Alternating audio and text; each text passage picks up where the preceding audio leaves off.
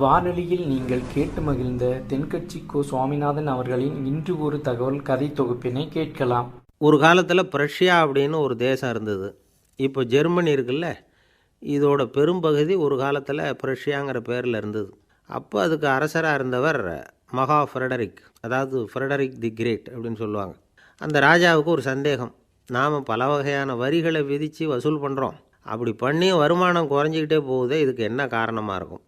இதுதான் அவருக்கு ஏற்பட்ட சந்தேகம். ஒரு சமயம் அந்த அரசர் தம்முடைய அமைச்சர்களையும் பிரபுக்களையும் தளபதிகளையும் கூப்பிட்டு ஒரு விருந்து வச்சார். விருந்து முடிஞ்சதும் அவங்கள பார்த்து இந்த சந்தேகத்தை கேட்டார். வரிகள் அதிகமாக விதித்து வருமானம் குறையறதுக்கு என்ன காரணம் அப்படின்னு கேட்டார். பல பேருக்கு இதுக்கு சரியாக பதில் சொல்ல தெரியல. அனுபவசாலியான ஒரு தளபதி எழுந்திருச்சார். அரசே, அது எப்படிங்கிறத இப்போ உங்களுக்கு காட்டுறேன்னார். உடனே ஒரு பெரிய பனிக்கட்டி ஒன்றை தன்னுடைய கையில் எடுத்தார். அதை அப்படியும் எப்படியும் திருப்பி பார்த்தார். அப்புறம் அடுத்தவர்கிட்ட கொடுத்தார். அவரும் அதை அப்படியும் இப்படியும் திருப்பி பார்த்துட்டு அடுத்தபடியாக இருந்தவர்கிட்ட கொடுத்தார். இப்படியே இதை ஒவ்வொருத்தராக பார்த்துட்டு ஒவ்வொரு கையாக மாறி கடைசியில் மன்னர் கைக்கு போய் சேர்ந்தது. மன்னர் கைக்கு அந்த பனிக்கட்டி போய் சேர்ந்தப்போ அது கொஞ்சம் கொஞ்சமாக உருகி ஒரு பட்டாணி கடலை சைஸுக்கு ஆகிட்டுது. மன்னர் யோசனை பண்ணார், வரி அதிகமாக போட்டாலும் வந்து சேர்றது குறைவாக இருக்கிறதுக்கு என்ன காரணம் அப்படிங்கிறது அவருக்கு புரிஞ்சு போச்சு. காலம்தான் மாறிக்கிட்டு இருக்கே தவிர இந்த கையூட்டு வாங்குகிற பழக்கம் மாறினதாக தெரியல. இன்னொரு ராஜா இருந்தார். அவர் தன்னுடைய ராஜாங்கத்தில் லஞ்ச ஊழலே சுத்தமாக இருக்கக்கூடாது அப்படின்னு நினச்சார். அவர்கிட்ட பல்வேறு துறைகளுக்கும் பொறுப்பாக இருந்த பல பேரும் ரொம்ப சுத்தமாகவும் நேர்மையாகவும் இருந்தாங்க. ஒரே ஒருத்தர் மட்டும் எல்லார்கிட்டையும் லஞ்சம் வாங்கிட்டே இருந்தார். அவரை வேறு துறைகளுக்கு மாற்றி பார்த்தாரு. அந்த ராஜா என்னென்னமோ பண்ணி பார்க்குறாரு. எந்த வேலையை கொடுத்தாலும் அதுலேயும் லஞ்சம் வாங்கிறதுக்கு ஒரு வழியை உண்டு பண்ணிக்குவார் அந்த ஆள். ராஜாவுக்கு இது ஒரு பெரிய தலைவலியாக போட்டுது. இவர் என்ன பண்ணுறது, இவருக்கு என்ன வேலையை கொடுக்கறது, கொஞ்சம் கூட லஞ்சம் வாங்கிறதுக்கு சான்ஸே இல்லாத ஒரு வேலையை கொடுக்கணும் அப்படின்னு திட்டம் போட்டார். ஒரு நாள் அவருக்கு அந்த உத்தரவும் போட்டுட்டார். அதாவது அவருக்கு என்ன வேலைன்னா, கடற்கரையில் தான் அவருக்கு ஆஃபீஸ். அங்கேயே இருந்துக்க வேண்டியது. தினமும் எத்தனை கடல் அலை கரையில் வந்து மோதுது அப்படிங்கிறத கணக்கெடுத்து ராஜாவுக்கு தெரிவிக்க வேண்டியது. இதுதான் அவருக்கு வேலை. பேசாமல் அலையை எண்ணிட்டு உட்காந்துருக்கிட்டோம், அப்போவாவது அவர் லஞ்சம் வாங்குகிற சந்தர்ப்பம் இல்லாமல் போயிடும் அவருக்கு அப்படின்னு நினச்சார் ராஜா. இந்த ஆள் கடற்கரைக்கு போய் டியூட்டியில் ஜாயின் பண்ணிக்கிட்டார். ஒரே மாதத்தில் அங்கே சொந்தமாக ஒரு பிரம்மாண்டமான மாளிகை கட்டிவிட்டார். ராஜாவுக்கு இது பெரிய ஆச்சரியமாக போச்சு. அலையை என்ற வேலையில் அந்த ஆள் எப்படி பணம் சம்பாதிச்சார் அப்படின்னு விசாரித்து பார்த்தார் அக்கம் பக்கத்தில். அந்த ஆள் என்ன பண்ணியிருக்கிறாருன்னா, கடற்கரையில் போய் பொறுப்பை ஏற்றுக்கிட்ட உடனே அங்கே இருந்த மீனவர்கள்கிட்ட எல்லாம் இந்த கரையில் வந்து ஒரு நாளில் வந்து மோதுகிற அலைகள் எத்தனை அப்படின்னு கேட்டிருக்காரு. அது எப்படிங்க தெரியும்னு இருக்காங்க அவங்க. தினமும் அந்த எண்ணிக்கை தெரியணும். நம்ம ராஜாவுக்கு தினமும் அறிக்கை அனுப்பணும், டெய்லி ரிப்போர்ட்டு. தவறுனா நீங்கள் இந்த கடலில் போய் மீன் பிடிக்கிறதுக்கு ராஜாவோட அனுமதி கிடைக்காது அப்படின்ட்டுருக்காரு. உடனே மீனவர்கள்லாம் பயந்து போட்டாங்க. கடலுக்கு போகிறதுக்கு அனுமதி இல்லைன்னா பட்டினி கிடக்கிறது மாதிரி ஆகிடுமே. மெதுவாக அந்த ஆளுகிட்ட போனாங்க, காதோட காதாக சொன்னாங்க, ஐயா, எங்களால் வந்து கடல் அலையை வந்து எண்ண முடியாது. தினமும் எங்களால் முடிஞ்சதை உங்களுக்கு பணமாக கொடுத்துட்றோம். நீங்கள் தான் ராஜா கிட்ட சிபாரிசு பண்ணி நாங்கள் தொடர்ந்து மீன் பிடிக்கிறதுக்கு அனுமதி வாங்கி கொடுக்கணும் அப்படின்னு வேண்டிக்கிட்டாங்க. பணம் தினமும் வந்து சேர ஆரம்பிச்சுட்டுது. பதவியில் மற்ற பதவியோட இந்த பதவி எவ்வளவோ மேல் அப்படின்னு நினச்சிட்டான் அந்த ஆள். அது மட்டும் இல்லை, தயவு பண்ணி என்னை இந்த இடத்த விட்டு மாற்றி விடாதீங்க சார் அப்படின்னு வேற கேட்க ஆரம்பிச்சிட்டானா. எனக்கு இது மட்டும்தான் சார் தெரியும், இதை தவிர வேறு எதுவும் தெரியாது அப்படின்னு சொல்லிக்கிட்டே காலம் தள்ளுறவங்க ரொம்ப பேர். அவங்களெல்லாம் கஷ்டப்பட வேண்டியிருக்கும். ஒருத்தர் தன்னுடைய தொழிலில் ரொம்ப கெட்டிக்காரராக இருக்கலாம். அதுக்காக எப்பவும் அதே ஞாபகத்தில் இருந்துக்கிட்டு உலகியல் அறிவு இல்லாமல் இருந்துடக்கூடாது, அது ஆபத்து. இதுக்காக நம்ம தாத்தா பாட்டிலாம் ஒரு கதை சொல்லுவாங்களே, கேள்விப்பட்டிருக்கீங்களா? ஒரு சமயம் ஒரு 4 பேர் சேர்ந்து வெளியூருக்கு பிரயாணம் போனாங்களாம். அந்த 4 பேர் எப்படி தெரியுமா? ஒருத்தர் வந்து வேதாந்தி, இன்னொருத்தர் சங்கீத வித்வான், 3வது ஆள் வைத்தியர், 4வது ஆள் ஜோசியர். இவங்க 4 பேரும் நண்பர்கள். அதனால் சேர்ந்து புறப்பட்டாங்க. வழியில் ஒரு ஊரில் தங்கினாங்க. இருட்டி போச்சு. அதனால் இன்றைக்கி ராத்திரி இங்கேயே தங்கி இருந்துட்டு நாளைக்கு புறப்படலாம் அப்படின்னு தீர்மானம் பண்ணாங்க. சாப்பாட்டுக்கு என்ன பண்ணுறது? அங்கேயே கடத்தெருவுக்கு போய் சாமான்லாம் வாங்கியாந்து சமைச்சு சாப்பிட்லாம்னு முடிவு பண்ணாங்க. 4 பேர் இருக்கிறதுனால ஆளுக்கு ஒரு காரியமாக செய்யலாம் அப்படின்னு வேலையை பிரிச்சுக்கிட்டாங்க. வைத்தியர் வந்து கரிகாய் வாங்க போனார், வேதாந்தி வந்து எண்ணெய் வாங்க போனார், ஜோசியர் வந்து பலசரக்கு வாங்க போனார், சங்கீத வித்வானுக்கு சமைக்கிற வேலை. எல்லாம் சரி, ஆனால் நடந்தது என்ன தெரியுமா? கடைத்தருவுக்கு காய்கறி வாங்க போனார்ல வைத்தியர், அங்கே போய் மார்க்கெட்டில் பார்த்தார். ஒவ்வொரு கறிகாயாக எடுத்து பார்த்தார். இது பித்தம், உடம்புக்கு ஒத்துக்காது, இது வாயு, உடம்புக்கு ஒத்துக்காது அப்படின்னு ஒவ்வொன்றா தள்ளினார். கடைசியில் ஒன்றுமே தேரல, வெறுங்கையோடு திரும்பி வந்துக்கிட்டு இருக்கிறார். எண்ணெய் வாங்க போனார் வேதாந்தி, அவர் ஒரு தொன்னையில் எண்ணெயை வாங்கினார். பேசாமல் அதை எடுத்துகிட்டு வர வேண்டியது தானே, முடியல. அவருடைய வேதாந்த மூளை சிந்திக்க ஆரம்பிச்சுட்டுது. இந்த தொன்னைக்கு எண்ணெய் ஆதாரமா அல்லது எண்ணெய்க்கு தொன்னை ஆதாரமா அப்படிங்கிற ஆராய்ச்சியில் இறங்கினார். என்னாச்சு தெரியுமா? அப்படி கவுத்து பார்த்தார். வாங்கின எண்ணெய் பூராவையும் வழியில் கொட்டிவிட்டு வெறும் தொன்னையோடு வந்து சேர்ந்தார். பலசரக்கு வாங்க போனார் ஜோசியர். அவர் ஒரு வழியில் பார்த்தார். வழியில் வந்தவங்களெல்லாம் அங்கங்கே ஒரு மரத்தடியில் உட்கார வச்சு அவங்களுக்கெல்லாம் ஆர்வம் சொல்ல ஆரம்பிச்சிட்டார். அப்படி ஒவ்வொருத்தராக சொல்லி முடிச்சுட்டு கடத்தருக்கு போய் சேர்ந்தார். இவர் அங்கே போய் சேர்றதுக்குள்ளே ரொம்ப நேரம் ஆகிட்டுது. கடையெல்லாம் பூட்டிவிட்டு போயிட்டாங்க. என்ன செய்கிறது? அவரும் வெறுங்கையோடு திரும்பி வந்து சேர்ந்தார். சரி, இவங்க கதை தான் இப்படி ஆச்சு. அங்கே சமைக்கிறதுக்காக உட்காந்துருந்தார் சங்கீத வித்வான். அவர் கதை என்னாச்சு தெரியுமா? அங்கே அவர் அடுப்பை பற்ற வச்சு ஒலையை கொதிக்க வச்சார். அதாவது ஒரு பானையில் தண்ணியை ஊற்றி அடுப்பில் வச்சார். அது கொதிக்க ஆரம்பிச்சிது. தண்ணி கொதிக்கிற சத்தம் இருக்குதுல்ல, அது இவருக்கு தாளம் போடுறது மாதிரி இருந்தது. ஒரே குஷி, பாட ஆரம்பிச்சிட்டார். பாடிக்கிட்டே உற்சாகமாக கையில் இருந்த கரண்டியால் அந்த பானையில் தட்டினார், தாளம் போடுறதா நினச்சிக்கிட்டு. அவ்வளவுதான், பானை பட்டுன்னு உடஞ்சி போச்சு. தலையில் கையை வச்சுக்கிட்டு அவரும் உட்காந்துட்டார். எந்த தொழில் தெரிஞ்சாலும் சரி, அதை புத்திசாலித்தனமாக பயன்படுத்த தெரியலன்னா ஆபத்து தான். அதுக்காக தான் இந்த கதை. ஒரு பஸ்ஸு டிரைவர் ரொம்ப கெட்டிக்காரர். பஸ்ஸை ரொம்ப திறமையாக ஆபத்து இல்லாமல் ஓட்டினதுக்காக பரிசுலாம் வாங்கினவர். அவரே ஒரு படகு ஓட்டுறதுக்காக அழைச்சிட்டு போயிருக்கிறாங்க, மோட்டார் படகு. அதையும் ரொம்ப திறமையாக தான் ஓட்டிகிட்டு போயிருக்கிறாரு. நடுக்கடலில் போனதும் படகு நின்று போச்சு. மோட்டாரில் ஏதோ கோளாறு. என்ன செய்யலாம் அப்படின்னு அந்த டிரைவரை கேட்டிருக்கிறாங்க படகுல இருந்தவங்கெல்லாம். அப்போ அவர் சொன்னாராம், கவலைப்படாதீங்க, ஒன்றும் பிரச்சனை இல்லை, எல்லோரும் கொஞ்சம் கீழே இறங்கி பின்னாடி தள்ளுங்க, மோட்டார் ஸ்டார்ட் ஆகிடும் அப்படின்னாராம். பக்தின்னு சொல்கிறோம் இல்லையா, அது 3 வகைப்படும் அப்படிங்கிறார் ஒரு பெரியவர். அது என்ன 3 வகைன்னா, தெய்வ பக்தி, அடியார்கள் பக்தி, குரு பக்தி. அடியார் பக்தியை விட தெய்வ பக்தியை விட குரு பக்தி தான் ரொம்பவும் சிறந்ததுங்கிறார் அவர். தெய்வத்துக்கிட்ட செஞ்ச பாவம் குருநாதர்கிட்ட தீர்ந்துருமா, குருநாதர்கிட்ட செஞ்ச பாவம் தெய்வத்துக்கிட்ட போனாலும் தீராதான். இப்படி பெரியவங்களாம் சொல்லி வச்சுருக்கிறாங்க. ஒரு காடு, அங்கே அயோத தௌமியர் அப்படின்னு ஒரு தபோதனர். அவர் பல மாணவர்களை ஒன்றா சேர்த்து ஒரு குருகுலம் நடத்திக்கிட்டு இருக்கிறார். பல தரப்பட்டவங்க, பல திறப்பட்டவங்க மாணவர்கள் அதில் சேர்ந்து படிச்சுக்கிட்டு இருக்கிறாங்க. பாஞ்சால ராஜகுமாரன் ஒருத்தனும் அந்த குருகுலத்தில் சேர்ந்து படிச்சுக்கிட்டு இருக்கிறான். அவன் பேர் ஆருணி. பெரிய இடத்து புள்ள, இருந்தாலும் படுப்பில் ரொம்ப கெட்டிக்காரனாக இருந்தான். அவன் தான் அங்கே முதல் மாணவன். ஒரு நாள் குருநாதர் அந்த அரசகுமாரனை கூப்பிட்டார். நம்ம குருகுலத்துக்கு சொந்தமான வயலில் தண்ணீர் பெருகி வெள்ளம் பயிரை அழிக்குதான், அதனால் நீ போய் மடையை அடைச்சிட்டு வந்துடும் அப்படின்னார். அந்த அரசகுமாரன் உடனே புறப்பட்டான். குருநாதர் சொல்லிட்டார்ல, உடனே புறப்பட்டான். நான் பெரிய இடத்து பிள்ளையாச்சே, ராஜகுமாரனாச்சே, ரொம்ப செல்வாக்கூட வளர்ந்தவனாச்சே, நான் போய் வயலில் இறங்கி வேலை செய்கிறதா அப்படின்னுலாம் அவன் நினைக்கல. குருநாதர் கட்டளையை நிறைவேற்ற வேண்டியது நம்ம கடமை அப்படின்னு நினச்சான். உடனே ஒரு மண்வெட்டியை தூக்கி தோளில் வச்சுக்கிட்டு புறப்பட்டு போயிட்டான். வயலுக்கு போனான். பார்த்தான், தண்ணி கரையை உடச்சிக்கிட்டு வயலுக்குள்ளே ஏகமாக பாஞ்சிக்கிட்டு இருக்குது. இவன் மண்வெட்டியால் களிமண்ணை புல்லோடு சேர்த்து புல் பற்ற மாதிரி வெட்டி வெட்டி போட்டான். இருந்தாலும் மடையை அடைக்க முடியல. தண்ணி அதை மீறி வந்துக்கிட்டே இருக்குது. தண்ணி வேகமாக வயலுக்குள்ளே போய்கிட்டே இருக்குது. போடுற பத்தையெல்லாம் கரைஞ்சி கரைஞ்சி போயிட்டுருக்கு. இருந்தாலும் இவன் தன்னுடைய முயற்சியை கைவிடலை. வெட்டி வெட்டி போட்டுக்கிட்டே இருக்கிறான். காலையில் அங்கே போனவன் சாயந்தரம் வரைக்கும் இப்படி செஞ்சுக்கிட்டு இருக்கிறான். உடம்பும் மனசும் ரொம்பவும் சோர்ந்து போச்சு. இருந்தாலும் குருநாதர் இட்ட கட்டளையை நிறைவேற்றாமல் இருக்கிறோமேங்கிற ஒரு குறை அவனுக்கு இருக்குது. குரு கட்டளையை நிறைவேற்றாத நான் இன்னமும் இருக்கணுமா அப்படின்னு யோசனை பண்ண ஆரம்பிச்சிட்டான். என்ன செய்யலாம்னு பார்த்தான். நம்ம குருநாதர் இட்ட பணிக்காக இந்த உடம்பையே தியாகம் பண்ணலாம் அப்படின்னு முடிவு பண்ணான்.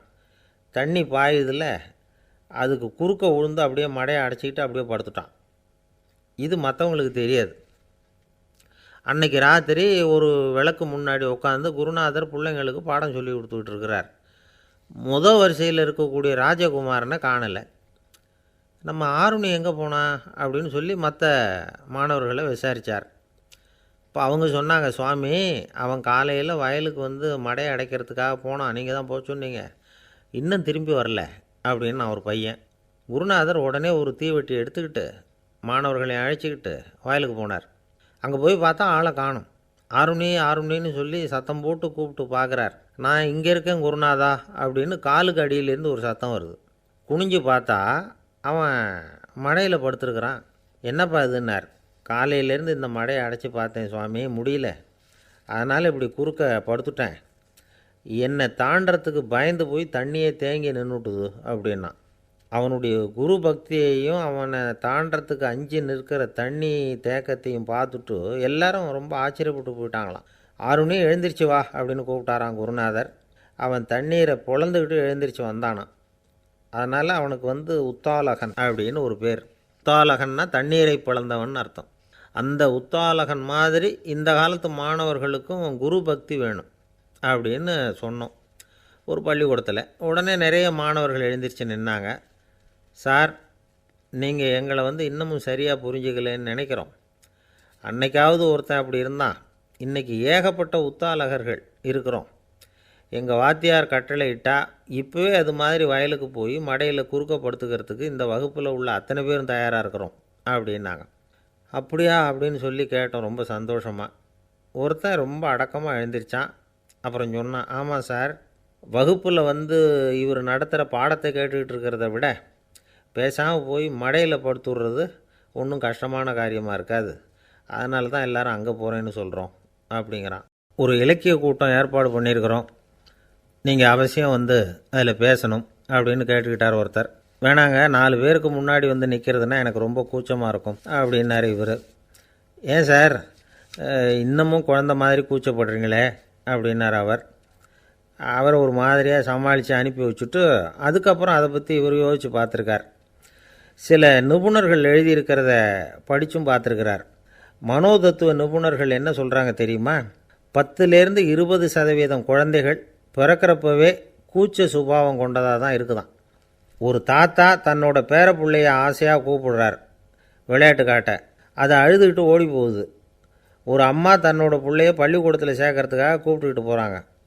அந்த புள்ள அம்மாவோட முந்தானையில் ஒளிஞ்சிக்கிட்டு வெளில வரமாட்டேங்குது. இவங்களெல்லாம் எப்படி சமாளிக்கிறது? குழந்தைகளோட கூச்ச சுபாவத்தை போக்குறது எப்படி? இதுக்கு நிபுணர்கள் சில யோசனைகளை சொல்லியிருக்கிறாங்க.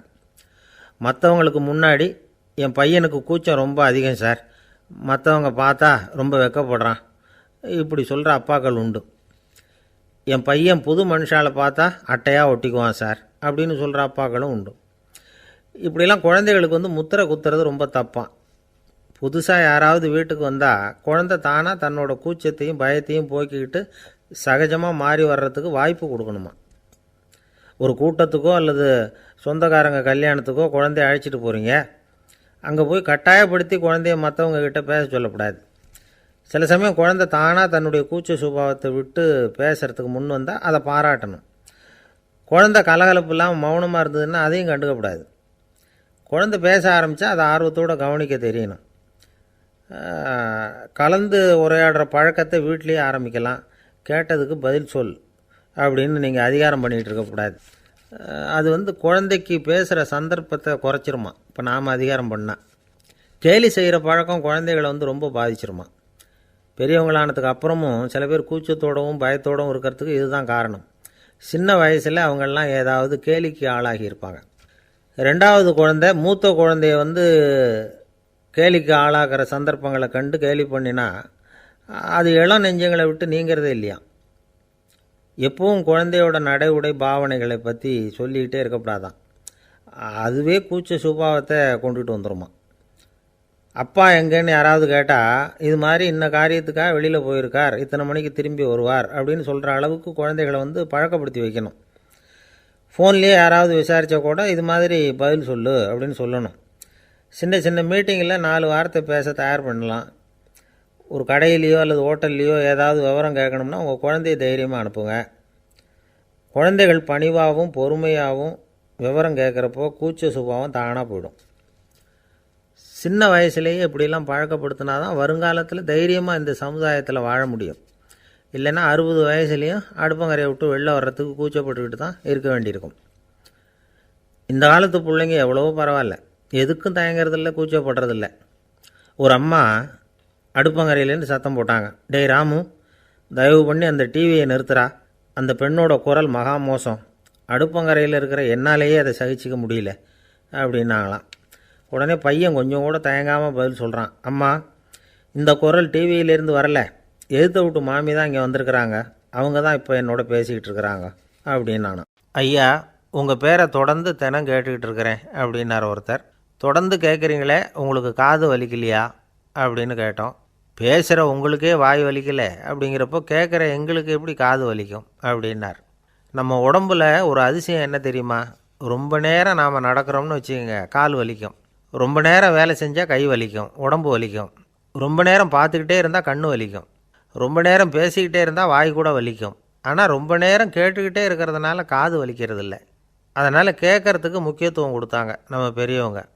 திருவள்ளுவர் தேவையில்லாமல் வார்த்தைகளை உபயோகப்படுத்த மாட்டார். ஒரு திருக்குறள்னு எடுத்துக்கிட்டாவே அதில் மொத்தம் 7 வார்த்தைகள், அவ்வளவுதான். அப்படி 7 வார்த்தைகள் மட்டுமே உள்ள ஒரு திருக்குறளில் வள்ளுவர் ஒரே வார்த்தையை 5 தடவை உபயோகப்படுத்தியிருக்கிறார், திரும்ப திரும்ப பயன்படுத்தியிருக்கிறார். அப்படின்னா அதை எந்த அளவுக்கு வலியுறுத்தி சொல்கிறார் அப்படிங்கிறத நாம் புரிஞ்சுக்கணும். அது என்ன குறள்? செல்வத்துள் செல்வம் செவிச்செல்வம், அச்செல்வம் செல்வத்துள் எல்லாம் தலை. செவிச்செல்வம்ங்கிறது அவ்வளவு முக்கியமானது. கற்றலின் கேட்டல் நன்று.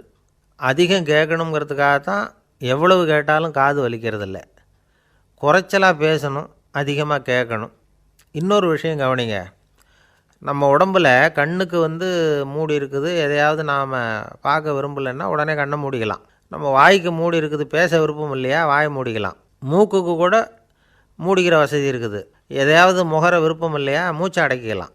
ஆனால் பாருங்கள், காதுக்கு மூடி கிடையாது, அதை கையால் தான் மூட முடியும்.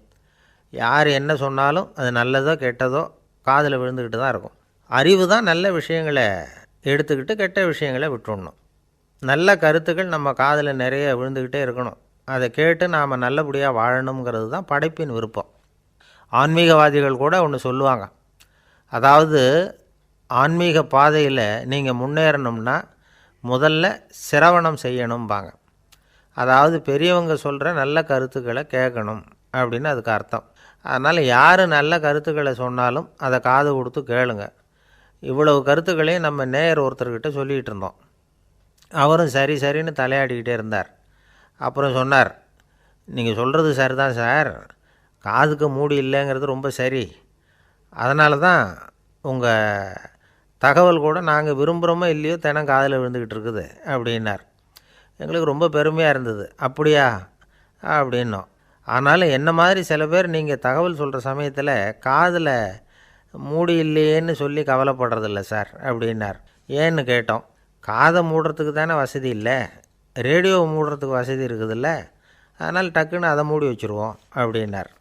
வாழ்க்கையில் சில சந்தர்ப்பங்களில் நாம் சில அவமானங்களை சந்தித்தே தீர வேண்டியிருக்கு. என்ன பண்ணுறது, காலம் அப்படி. அவமானப்படுறவங்க உடனே அடங்கி போய்டுறது தான் உலக வழக்கம்.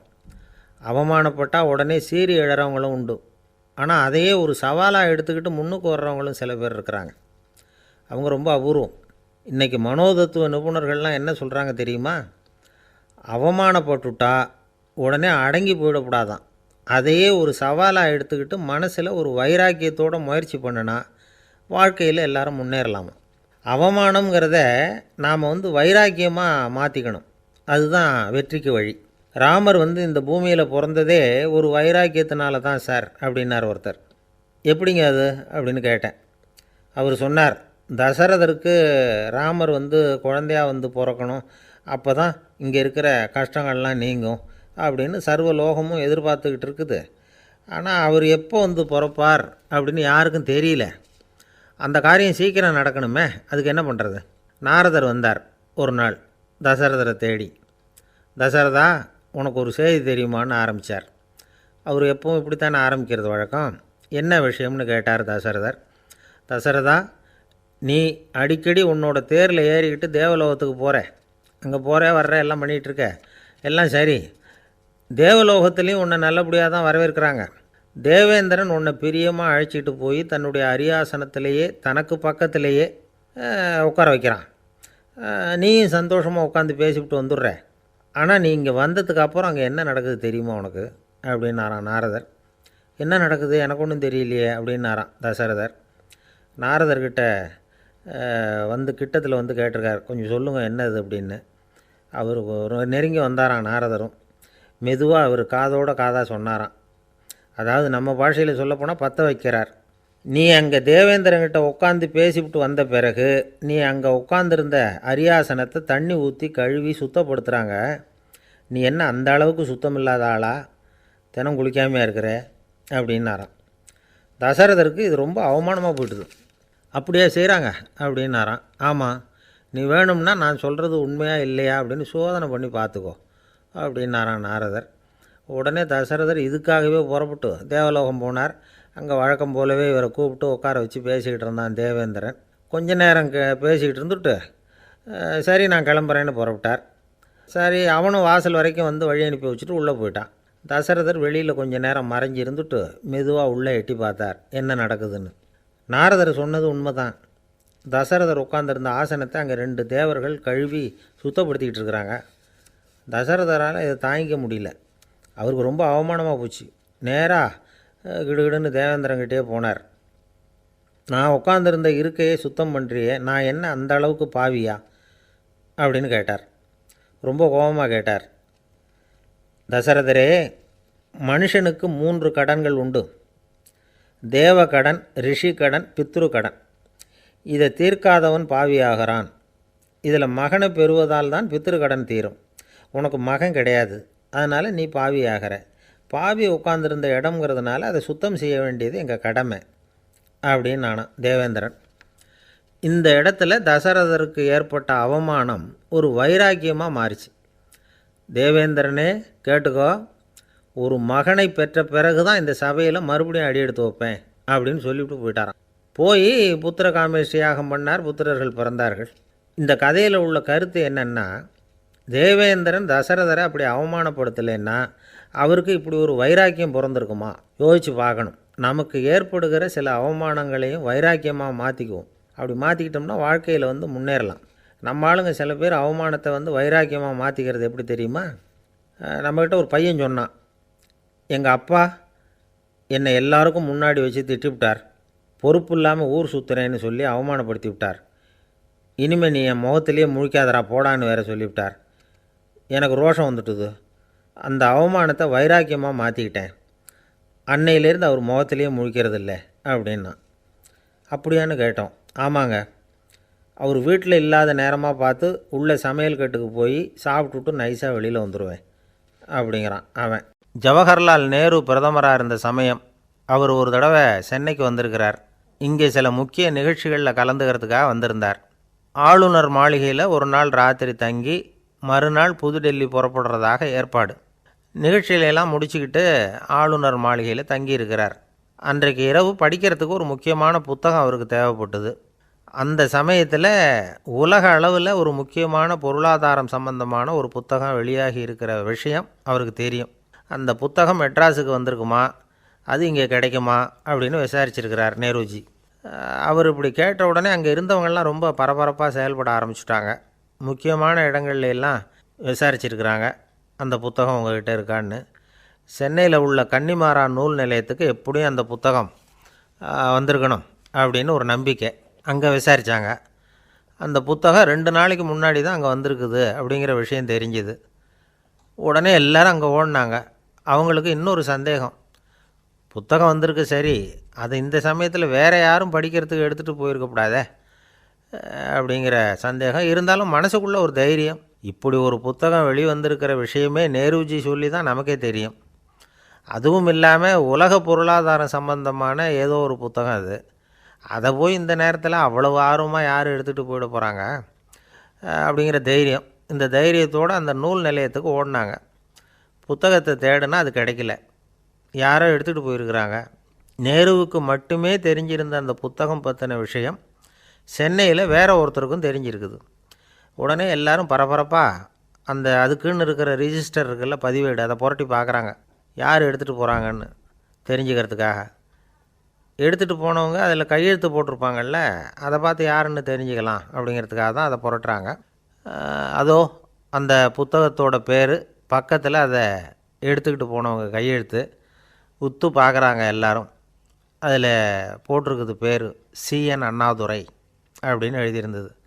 அவர் தான் பேரறிஞர் அண்ணா. நேரு படிக்க விரும்பின ஒரு புத்தகத்தை அதே நேரம் படிக்க விரும்பின இன்னொரு தலைவர் இவர். படிக்கிறதுல அவருக்கு இருந்த ஆர்வத்தை நாம் தெரிஞ்சுக்கணும்னா அதுக்கு எவ்வளவோ சம்பவங்கள் இருக்குது. கடைசி காலத்தில் அவர் அடையாறு மருத்துவமனையில் படுத்திருக்கிறார்.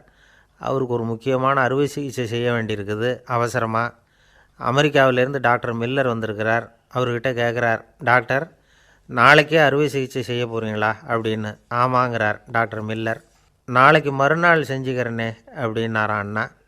ஏன் ஏதாவது நாள் பார்க்குறீங்களான்னு கேட்டிருக்கார். இல்லை, ஒரு புத்தகத்தை படிச்சுக்கிட்டு இருக்கிறேன், அதை நாளைக்குள்ளே முடிச்சிருவேன், அதுக்கப்புறம் நான் இறந்தாலும் கவலை இல்லை அப்படின்னாரான் இவர்.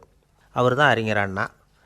சங்ககால நூல்கள்லேருந்து சமீபத்தில் வந்த நூல்கள் வரைக்கும் எல்லாம் அவர் படிச்சிருக்கிறார். ஒரு திருமண விழாவில் அவர் பேசும்பொழுது சொன்ன விஷயம் இது. சங்க காலத்தில் காதலியை மணக்க விரும்புகிறவனுக்கு அவனுடைய தந்தை வீர சோதனைகள்லாம் வைப்பார். போய் புலிப்பல் கொண்டுக்கிட்டு வா, அப்போ தான் என் பொண்ணை கொடுப்பேன் அப்படின்னு சொல்லுவார். காதலன் உடனே காட்டுக்கு போவான், ஒரு புலியை கொன்று அதனுடைய பல்லை கொண்டுக்கிட்டு வருவான். அதை வீர பதக்கத்தில் பதிச்சு அவனுக்கு மாமனார் சூட்டுவார் கல்யாண சமயத்தில். இப்போலாம் காதலன் கிட்ட அப்படி சொல்ல முடியாது. இப்போலாம் காதலன்கிட்ட காட்டுக்கு போய் புலிப்பல் கொண்டுக்கிட்டு வான்னு யாராவது சொன்னால் புலி தான் மாப்பிள்ளையாக வந்து சேரும் அப்படின்னார். ஒரு கடைக்கு போனேன், 5 ரூபா பணத்தை எடுத்து கொடுத்தேன். ஒரு தினசரி பத்திரிகையை கேட்டேன். அவர் உடனே அங்கே அடுக்கி வச்சுருந்த பத்திரிகையில் ஒன்று எடுத்து என் கையில் கொடுத்தார். வாங்கிக்கிட்டேன்.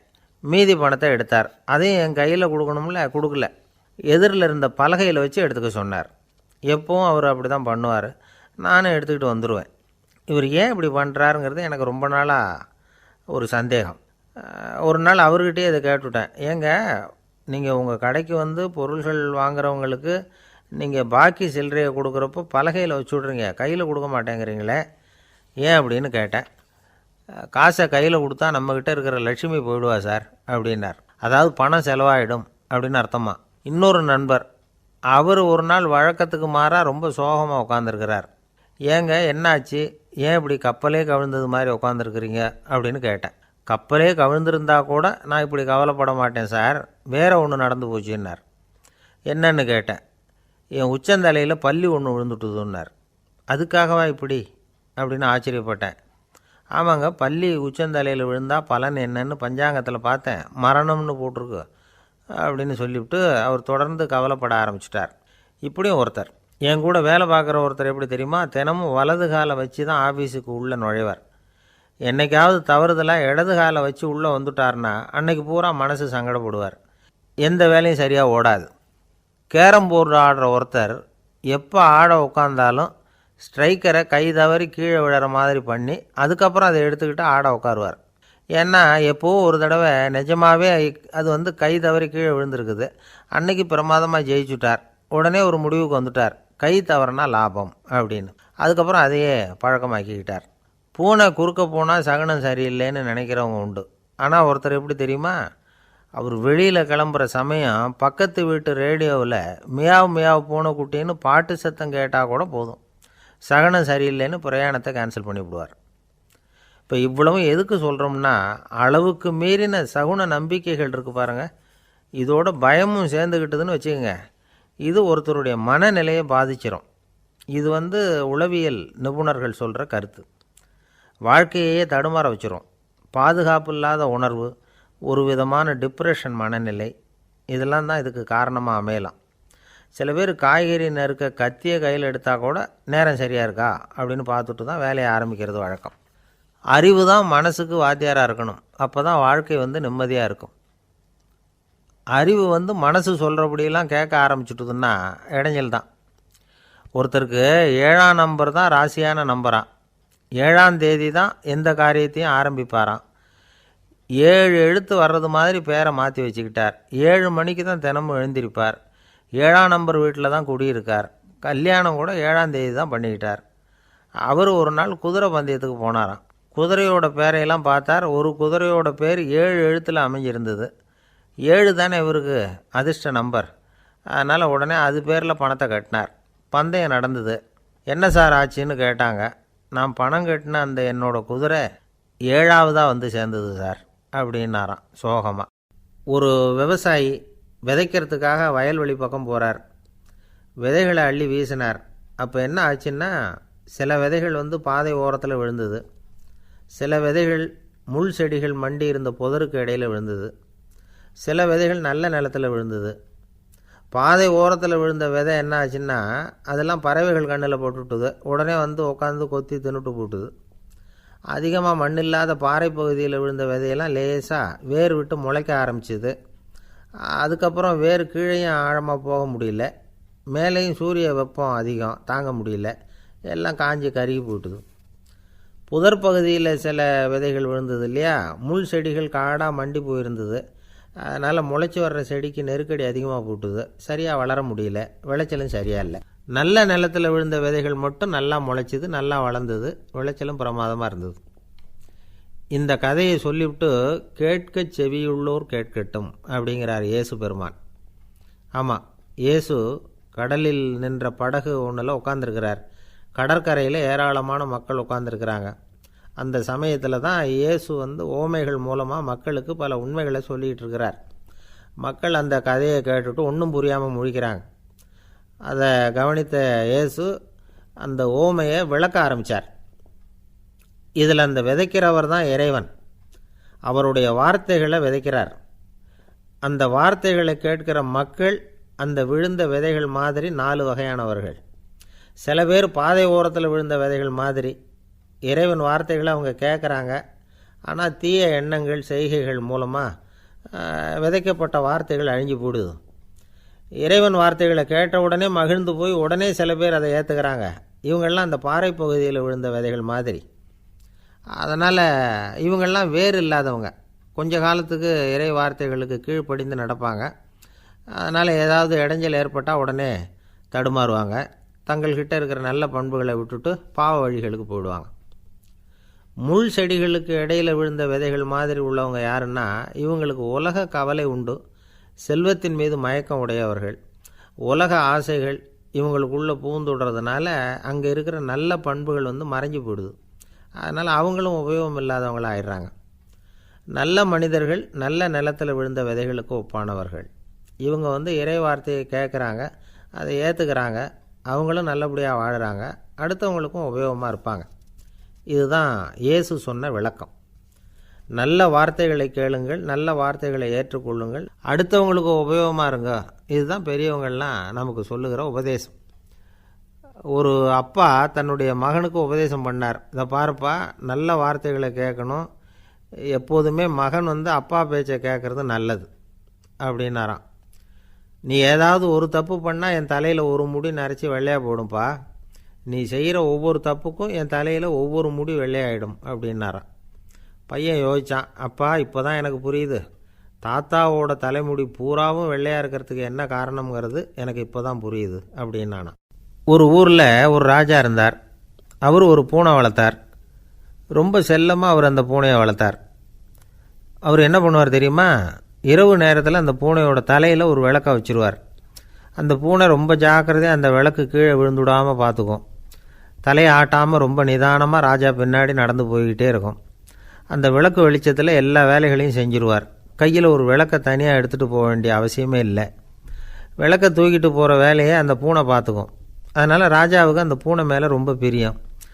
மந்திரிகளையெல்லாம் கூப்பிட்டு அவங்கக்கிட்ட சொல்லுவார், பார்த்தீங்களா இந்த பூனை எவ்வளவு விசுவாசமாக நடக்குது, என் பேரில் எவ்வளவு மரியாதை பார்த்தீங்களா அதுக்கு அப்படிம்பார். இதை கேட்டுவிட்டு அங்கேருந்து அமைச்சர்களில் ஒருத்தர் சொன்னார், மன்னா நீங்கள் சொல்கிறது சரிதான், இருந்தாலும் இந்த பூனையோட விசுவாசத்தை நாம் கொஞ்சம் சோதித்து பார்க்க வேண்டியிருக்கு அப்படின்னாராம். சரி, உங்கள் ஆசையை ஏன் கெடுக்கணும், நல்லா சோதித்து பாருங்கள் அப்படின்னு சொல்லிவிட்டார் ராஜா. உடனே அந்த அமைச்சர் என்ன பண்ணார் தெரியுமா? எங்கேயோ புறப்பட்டு போனார். ஒரு 5-6 எலிகளை பிடிச்சிக்கிட்டு வந்தார். அரண்மனையில் ராஜா ஏதோ வேலை பார்த்துக்கிட்டு இருக்கிறாரு. பக்கத்தில் அந்த பூனை ரொம்ப பணிவாக நின்றுக்கிட்டு இருக்குது. அது தலையில் விளக்கு எரிஞ்சிக்கிட்டு இருக்கு. அமைச்சர் தான் பிடிச்சிட்டு வந்த எலிகளை அந்த பூனை பார்வையில் படுறது மாதிரி எதிரில் விட்டார். அந்த எலிகள்லாம் அங்கேயும் இங்கேயும் ஓட ஆரம்பிச்சிது. அதை பார்த்தது பூனை. அவ்வளவுதான். தலையில் இருக்கிற விளக்கை பற்றியும் கவலைப்படலை, ராஜாவை பற்றியும் கவலைப்படலை. ஒரே பாய்ச்சலாக பாஞ்சு எலிகளை துரத்த ஆரம்பிச்சுட்டுது. தலையில் இருந்த விளக்கு எங்கேயோ போய் விழுந்தது, அணைஞ்சு போச்சு. இருட்டில் ராஜா தடுமாற ஆரம்பிச்சுட்டார். இந்த சமயத்தில் அந்த அமைச்சர் மறுபடியும் விளக்கை ஏற்றினார். வெளிச்சம் வந்தது. அதுக்கப்புறம் அந்த அமைச்சர் பேசினார். அரசே, பூனையோட விசுவாசத்தை பார்த்தீங்களா? எலி அது கண்ணில் படுற வரைக்கும் தான் விசுவாசமாக இருந்தது. அது மாதிரி எலியை பார்த்ததும் எல்லாத்தையும் விட்டுட்டு அதை துரத்த ஆரம்பிச்சுட்டு பார்த்தீங்களா? தான் அந்த பூனையை பற்றி நினச்சது தப்புங்கிறது அதுக்கப்புறம் தான் அந்த ராஜாவுக்கு புரிஞ்சுதான். சரி, இப்போ எதுக்கு இந்த கதையெல்லாம் அப்படிங்கிறீங்களா? இந்த பூனை மாதிரி தான் நம்ம மனசும். மனசை எவ்வளவு தான் பயிற்சி கொடுத்து பக்குவமாக வச்சுருந்தாலும் பார்க்குறதுக்கு பரமசாது மாதிரி தான் இருக்கும். பார்க்க வேண்டியதை பார்த்துட்டுதுன்னா பாஞ்சிரும். இந்த பூனை மாதிரி புலன் இன்ப பொருள்கள் கிட்டாத வரைக்கும் மனம் அடங்கி இருக்கிறது மாதிரி தான் தெரியும். கொஞ்சம் வாய்ப்பு கிடைச்சாலும் அது குதிக்க ஆரம்பிச்சிரும், தப்பு பண்ண ஆரம்பிச்சிரும். பெரிய பெரிய முனிவர்கள் வாழ்க்கையில் நடந்த வீழ்ச்சி இதை தான் நிரூபிக்குது. புலன்களின் ஆற்றல் அதிகம். அதனால் மனக்கட்டுப்பாடு பயிற்சிகளில் ரொம்ப எச்சரிக்கையாக இருக்கணுங்கிறார் சுவாமி சிவானந்தர். மது பழக்கத்தையே விட்டுவிட்டேன்னு உறுதியாக இருப்பான். கடை கண்ணில் பட்டுவிட்டதுன்னா கால் அவனை கேட்காமலே இழுத்துக்கிட்டு உள்ளே போயிடும். இதுதான் மனசுங்கிறது. அதுதான் அந்த ராஜா வளர்த்த பூனை. நம்மால் ஒருத்தன் அந்த ராஜா பூனை தலையில் விளக்க வச்சது மாதிரி இவன் தன்னுடைய தலையிலேயே ஒரு விளக்கை ஏற்றி வச்சுக்கிட்டு என்னத்தையோ தேட ஆரம்பித்தான். தேடிக்கிட்டு இருக்கிறான். தலையை ஆட்டாமல் நிதானமாக நடந்து ரொம்ப நேரமாக தேடிகிட்டு இருக்கிறான். அந்த சமயம் அங்கே வந்த ஒருத்தர் என்னத்தை தேடுறீங்கன்னு கேட்டார். அதுதான் மறந்து போச்சு அப்படின்னு இழுத்தான். சரி, கொஞ்சம் இப்படி உட்காருங்க, ஞாபகம் வந்ததும் தேட ஆரம்பிக்கலாம் அப்படின்னார் அவர். இவன் கொஞ்ச நேரம் உட்காந்து யோசித்தான். அப்புறம் திடீர்னு எழுந்திரிச்சான். ஞாபகம் வந்துட்டுதுன்னா. என்னன்னு கேட்டார். எங்கள் வீட்டில் இருந்த விளக்கை எங்கே வச்சேன்னு தெரியல, அதை தான் தேடிக்கிட்டு இருக்கிறேன், ஏற்றி வைக்கலாம்னு பார்க்குறேன் அப்படின்னா. ஒரு ஊரில் ஒரு இளைஞன் இருந்தான். ஒரு நாள் அவன் ஒரு குருவை தேடிக்கிட்டு புறப்பட்டான். ஊரை விட்டு வெளியில் போனான். போகிற வழியில் ஒரு காடு. அந்த காட்டில் ஒரு மரத்தடியில் ஒரு பெரியவர் உட்காந்துருக்கிறார். அமைதியாக மௌனமாக அவர் அமர்ந்திருக்கிறார். இந்த பெரியவரை விசாரிக்கலாம், குருவை தேடி கண்டுபிடிக்கிறதுக்கு இவர் ஏதாவது ஒரு வழி சொல்லி கொடுப்பார் அப்படின்னு நினச்சிக்கிட்டு அவரை நெருங்கினான். ஐயா, எனக்கு ஒரு குரு தேவை, எங்கே கிடைப்பார்? அவரை எப்படி அடையாளம் கண்டுபிடிக்கிறது? அதை பற்றி ஏதாவது விவரம் சொன்னீங்கன்னா நான் கண்டுபிடிச்சிக்குவேன் அப்படின்ட்டுருக்கான். பெரியவர் நிமிர்ந்து பார்த்தார். தம்பி, அது ரொம்ப சுலபம். அவர் வயசானவராக இருப்பார். என்னை விட சுமார் 30 வயசு அதிகமாக இருக்கும். அவர் ஒரு மரத்தடியில் தான் உட்காந்துருப்பார் அப்படின்ட்டுருக்கான். சரிங்க பெரியவரே, அது என்ன மாதிரியான மரம், எப்படி இருக்கும் அப்படின்னு கேட்டிருக்கான். பெரியவர் அந்த விவரங்களையும் சொல்லியிருக்கிறாரு. அது மட்டும் இல்லை, சந்திக்கிற நாள், நேரம், வினாடி முதற்கொண்டு எல்லா விவரங்களையும் துல்லியமாக சொன்னாராம். இவ்வளவு விவரங்களை இவரால் எப்படி சொல்ல முடியுது அப்படின்னு இவனுக்கு ஆச்சரியம். இருந்தாலும் அந்த பெரியவர் கடைசியாக ஒரு விவரம் சொன்னார். அது என்ன தெரியுமா? எப்படியும் நீ அவரை சந்திக்கிறதுக்கு ஒரு 30 வருஷம் ஆகும் அப்படின்னு சொல்லிவிட்டாராம். ரொம்ப நன்றிங்க பெரியவரே அப்படின்னு சொல்லிவிட்டு அந்த இளைஞன் புறப்பட்டுருக்கான். இப்போ அவனுக்கு குரு பற்றின விவரம் எல்லாம் கிடச்சிட்டுது, சந்திக்கிற நேரமும் தெரிஞ்சுட்டுது. ஆனால் 30 வருஷம் அவரை தேடி அலைய வேண்டியிருக்குமே. அவன் தேட ஆரம்பித்தான். காடு மலை எல்லாம் சுற்றி அலைஞ்சான். பல வருஷங்கள் தேடினான். அழுத்து போயிட்டான். கடைசியில் அவனுக்கும் வயசாகிட்டுது. கடைசியில் தன்னுடைய சொந்த ஊருக்கே திரும்பி போய்கிட்டு இருந்தான். அங்கே ஒரு மரத்தடியில் அவன் தேடிக்கிட்டு இருந்த குருநாதர் கிடைச்சார். யார் அவருன்னா, 30 வருஷத்துக்கு முன்னாடி வழி சொல்லி கொடுத்தாருல அதே பெரியவர். அவருக்கு இப்போ 30 வயசு அதிகமாக இருந்தது. அதே மரம். அன்னைக்கு பெரியவர் சொன்ன அடையாளம் இப்போ பொருத்தமாக இருந்தது. இப்போ அந்த பெரியவர் சொன்னார், சரியாக வந்து சேர்ந்துட்டேன், வா, உனக்காக தான் நான் இவ்வளவு காலமும் காத்துக்கிட்டு இருந்தேன் அப்படின்னாராம். என்ன சொல்கிறீங்கன்றிருக்கான். 30 வருஷத்துக்கு முன்னாடி என்கிட்ட வந்தியே, அப்போவே என் காலம் முடிஞ்சு போயிருந்தது. அப்போவே என்ன உனக்கு அடையாளம் தெரியல, அதனால் இவ்வளவு காலம் உனக்காக காத்துட்ருக்கும்படி ஆகிட்டுது அப்படின்னாராம். ஐயா, அப்போவே நீங்கள் சொல்லியிருக்கலாமே, இதுதான் 30 வருஷம் கழித்து நீ சந்திக்க போகிற இடம், நான் தான் உன்னுடைய குரு அப்படின்னு சொல்லியிருக்கலாமே அப்படின்ட்டுருக்கான். அந்த பெரியவர் சிரிச்சுக்கிட்டே இதுக்கு பதில் சொன்னாராம்.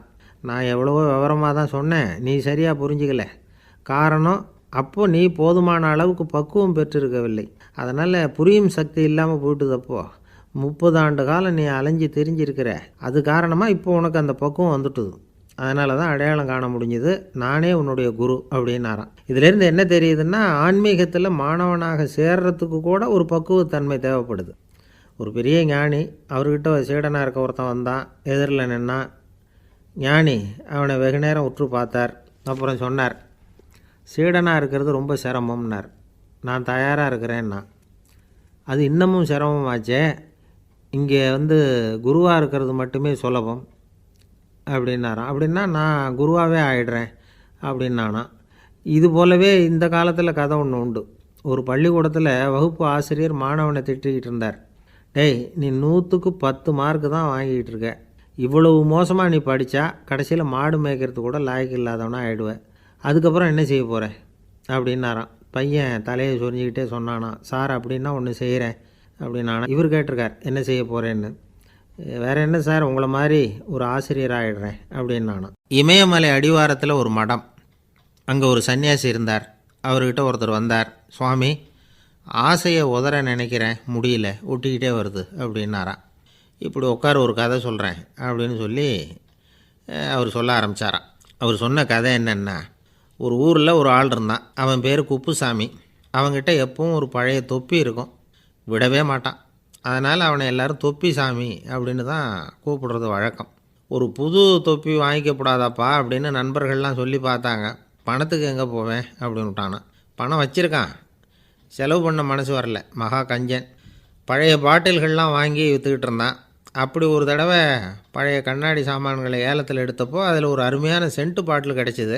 உடனே ஒரு ஐடியா பண்ணான். அந்த சென்ட்டை சின்ன சின்ன பாட்டில்களில் அடைச்சி ஜன்னல் ஓரமாக அடுக்கி வச்சுட்டான். அதை விற்றா நிறைய பணம் கிடைக்குமே. அதனால் இதுக்கு இடையில் ஒரு நாள் அவன் அப்படியே உட்காந்துருந்தான். அந்த நேரம் நண்பன் வந்தான். ஏண்டா, உன் பழைய தொப்பியை மாற்றப்படாதா, ஊரில் எல்லோரும் கேலி பேசுகிறாங்களே உன்னை தொப்பி சாமின்னு அப்படின்னு சொல்லி கேட்டிருக்கான். இந்த சென்ட்டு பாட்டில் விற்றதும் பணம் வரும், அதுக்கப்புறம் பார்க்கலாம் அப்படின்னு நானா. இவன் சரி வா, நீச்சல் குளத்துக்கு போயிட்டு வருவோம் அப்படின்னு கூப்பிட்ருக்கான் நண்பன். 2 பேரும் போனாங்க. அதே நேரம் அந்த ஊர் நீதிபதியும் அங்கே குளிக்க வந்தாராம். அவர்கிட்ட இருந்தது விலை வசந்த ஒரு புது தொப்பி. அதை அங்கே இருந்த ஸ்டாண்டில் மாட்டிவிட்டு குளிக்க போனார். இதுக்கிடையில் குப்புசாமி குளிச்சுட்டு வந்தான். அவனுடைய பழைய தொப்பியை காணலை. அந்த புது தொப்பியை பார்த்தா இது நண்பனுடைய வேலை தான் அப்படிங்கிறதாக புரிஞ்சுக்கிட்டு அதை எடுத்து மாட்டிகிட்டு வந்துட்டான். நீதிபதி குளிச்சுட்டு வந்து பார்க்குறாரு, தொப்பியை காணும். போலீஸில் புகார் கொடுத்தார். அவங்க தேடினாங்க. ஒரு மூலையில் பழைய தொப்பி கிடச்சிது. அடடா, இது நம்ம குப்புசாமியோட தொப்பி இல்லையா அப்படின்னு நானா ஒருத்தன். உடனே அவன் வீட்டுக்கு தேடிட்டு போயிருக்காங்க. அங்கே போய் பார்த்தா புது தொப்பி அங்கே இருக்குது. உடனே அவனுக்கு 1000 ரூபா அபராதம் போட்டாங்களாம். அவன் பணத்தை கட்டிவிட்டு ரொம்ப எரிச்சலோடு வீட்டுக்கு வந்தான். பழைய தொப்பி கண்ணில் பட்டுது. மறுபடியும், உன்னால் தானே எனக்கு 1000 ரூபா நஷ்டம் அப்படின்னு சொல்லி அதை எடுத்துக்கிட்டு அப்படி போயிருக்கான். அந்த ஊர் குளத்தில் வீசி எரிஞ்சிட்டு வந்துட்டான். அது மீன் பிடிக்கிற ஒருத்தன் கையில் சிக்கிச்சு. அவன் வர்ற வழியில் அதை எடுத்து வேகமாக வீசி எறிஞ்சான். அது நேராக குப்புசாமி வீட்டு ஜன்னல் வழியாக உள்ளே இந்த சென்ட்டு பாட்டில்கள் மேலே விழுந்து எல்லாம் உடஞ்சி நொறுங்கி போச்சு. குப்புசாமி பார்த்தான். தோட்டத்தில் ஆழமாக ஒரு குழியை வெட்டினான். அந்த தொப்பியை போட்டான், மூடிவிட்டான். இதை அடுத்த வீட்டுக்காரன் பார்த்தான். ஏதோ புதையல் தான் வச்சுருக்கான் போல இருக்குன்னு நினச்சான். போலீஸில் போய் புகார் கொடுத்துட்டான். மறுபடியும் போலீஸ் குழியை தோண்டினாங்க. பழைய தொப்பி மறுபடியும் வெளியில் வந்தது. எல்லோரும் சிரிக்கிறாங்க. அன்னைக்கு ராத்திரியே அந்த தொப்பியை எடுத்துக்கிட்டு நேராக புறப்பட்டான். ஒரு கல்லில் அதை சேர்த்து கட்டி குடிநீர் தொட்டி இருக்கும்ல, அதில் போட்டுட்டு வந்துட்டான். இனிமேல் என்ன பண்ணும் பார்ப்போன்னு. ஒரு நாள் திடீர்னு குழாயெல்லாம் அடைப்பட்டு போச்சு. மாநகராட்சி அலுவலர்கள் என்னன்னு பார்த்தா அந்த பழைய தொப்பி குழாயை அடைச்சிக்கிட்டு இருக்குது. இது குப்புசாமியோட தொப்பிங்கிறது தான் எல்லாருக்கும் தெரியுமே. உடனே குடிநீரை பாழாக்கணத்துக்காக குப்புசாமிக்கு கோர்ட்டு 2500 ரூபா அபராதம் போட்டுவிட்டுது. அதையும் கட்டிவிட்டு வெளில வந்தான். கடைசியாக முடிவு பண்ணான். ஒரு நெருப்பு குச்சியை கிழிச்சான். தொப்பியை கொளுத்தினான். எரிஞ்சுது. எடுத்து வெளில எரிஞ்சான். கொஞ்ச நேரத்தில் தீ அணைப்பு படம் வந்துட்டுது. ஆமாம், இவன் எடுத்து எரிஞ்சது வெளியில் விழுந்து வீட்டு கூரையே பற்றிக்கிட்டு எரிய ஆரம்பிச்சுட்டுது. அவனோட பணத்தாசையும் அதோடு சேர்ந்து எரிஞ்சு போச்சான். இப்படி ஒரு கதை. இந்த கதையை சொல்லி முடித்தார் அந்த இமயமலை அடிவாரத்தில் இருந்த சன்னியாசி. இப்போ அந்த குப்புசாமி எங்கே இருக்கிறான்னு கேட்டார் எதிரில் இருந்தவர். இதோ உன் எதிரிலே இருக்கிறான், நான் தான் அந்த குப்புசாமி அப்படின்னாரான் அந்த சன்னியாசி. அந்த குப்புசாமிகிட்ட இருந்தது மாதிரி ஒரு பழைய தொப்பி நம்ம ஒவ்வொருத்தர்கிட்டையும் உண்டு. அதை எப்படி தொலைக்கிறதுன்னு தெரியாமல் தடுமாறிக்கிட்டு இருக்கிறோம். அது என்ன தொப்பிங்கிறீங்களா? அதுதான் நம்மை சூழ்ந்திருக்கிற மாயை அப்படிங்கிறார் சுவாமி சின்மயானந்தர். மெய்ஞானம் கிடைக்கிறப்போ மாயை எரிஞ்சு போகும் அப்படிங்கிறது அவருடைய கருத்து. நம்மால் ஒருத்தர் வேகமாக ஓடி வந்தார். காலில் மாட்டியிருந்த பழைய செருப்பு 2ஐயும் ஆவேசமாக தூக்கி ஒரு கிணத்துல போட்டுட்டு வெறுங்காலோடு நடந்து வந்துக்கிட்டு இருக்கிறார். ஏன் அப்படி பண்ணீங்க அப்படின்னு கேட்டோம். அந்த செருப்புக்கு சொந்தக்காரன் வந்து பின்னாடி வந்துக்கிட்டு இருக்கிறான், அதனால் அப்படி பண்ணேன் அப்படிங்கிறார் இவர். காசியில் இருக்கிற கடவுள் காசி விஸ்வநாதர், அங்கே இருக்கிற தேவி காசி விசாலாட்சி. இவங்க 2 பேரும் ஒரு நாள் பேசிக்கிட்டு இருந்தப்போ கடவுள் சொன்னார், இந்த மனிதர்களை நாம் ரொம்பவும் நம்பிக்கையோடு தான் படைச்சிருக்கிறோம், இருந்தாலும் அவங்களுக்கு தான் நம்பிக்கை இல்லை, எதுலேயும் ஒரு உண்மையான நம்பிக்கை இல்லாமல் வாழ்ந்துக்கிட்டு இருக்கிறாங்க அப்படின்னார். என்ன அப்படி சொல்கிறீங்க? அதை பாருங்கள், எவ்வளவு பேர் காசியை தேடிட்டு வந்து கங்கையில் குளிச்சுக்கிட்டு இருக்கிறாங்க, அவங்களெலாம் நம்பிக்கை இல்லைன்னா இவ்வளவு தூரம் தேடிட்டு வந்து இங்கே குளிப்பாங்களா அப்படின்னு நாங்கள் தேவி. சரி, அதை சோதித்து பார்க்கலாம் அப்படின்னு 2 பேரும் முடிவு பண்ணிக்கிட்டாங்க. உடனே ஒரு திட்டம் போட்டாங்க. அது எப்படின்னா, நாம் 2 பேருமே பக்தர்கள் மாதிரி உருவத்தை மாற்றிக்கிட்டு கங்கை கரைக்கு போக வேண்டியது. நான் வந்து கங்கையில் இறங்கி குளிக்கிறேன், கொஞ்ச நேரத்தில் சுழலில் மாட்டிக்கிட்டது மாதிரி நடிக்கிறேன். நீ உடனே கரையிலிருந்து சத்தம் போடு, என்னோடய வீட்டுக்காரரை யாராவது காப்பாற்றுங்களேன்னு சத்தம் போடு.